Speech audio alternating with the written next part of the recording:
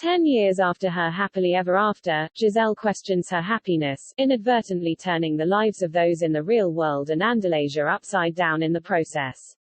While tracking the Phillip family in their quest to maintain a happily ever after in Disenchanted, Giselle, Amy Adams back in her breakout role, something that really couldn't have come at a better time given her last few disappointing projects, begins to feel lost, responding by moving the family away from city life to suburb Monroeville, struggling to assimilate with the locals there as well. Particularly high and mighty clique leader Malvina Monroe, a malevolently delightful Maya Rudolph that hangs with the established ensemble whether it's through diabolical scheming or mischievous musical numbers.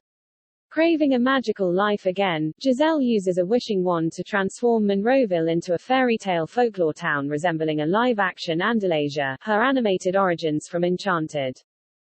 Beyond the expected humongous budget Disney has allocated to director Adam Shankman, working alongside screenwriter Brigitte Hales and a story by J. David Stem, David N. Weiss, and Richard LaGravenese, based on characters created by Bill Kelly, yielding stunningly colorful dresses, expert dance choreography, and lavish production design for real-world, fantasy hybrid locales and festivals, and dazzling CGI whenever characters find themselves shooting bursts of magic at each other. There's a pleasant considerable amount of thought put into the consequences of this narrative.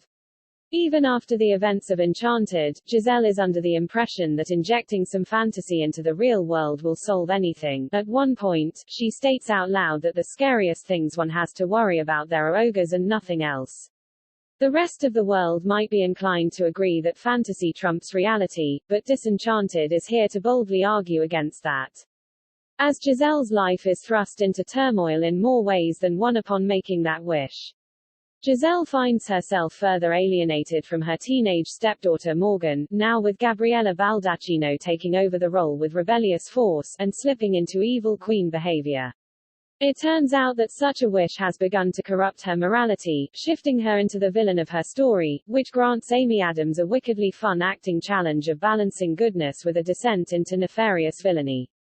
This also allows the screenplay to playfully deconstruct and poke fun at the clichés and tropes of such fables.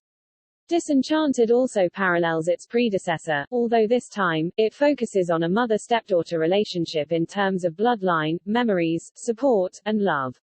As Morgan does adapt to Fantasyland, she also develops a crush on Malvina's son Tyson. Naturally, Giselle forbids this for no real reason while forcing Morgan to perform more chores just because that's what evil stepmothers do.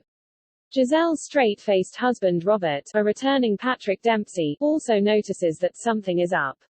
He also receives a more playful role that has him attempting to protect civilians from dragons and ogres.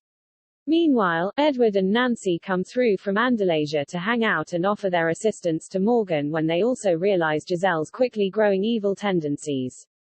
Their performances are accomplished through a mixture of live action and beautiful 2D animation, blended together during one of Disenchanted's many tremendously catchy songs, which Idina Menzel belts out and nails with stirring emotion.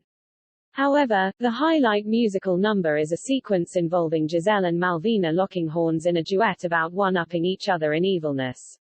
The song also includes a line asking if one could imagine Maleficent and Cruella in the same story, which seems to have been the rewarding backbone for Disenchanted as a narrative. 9.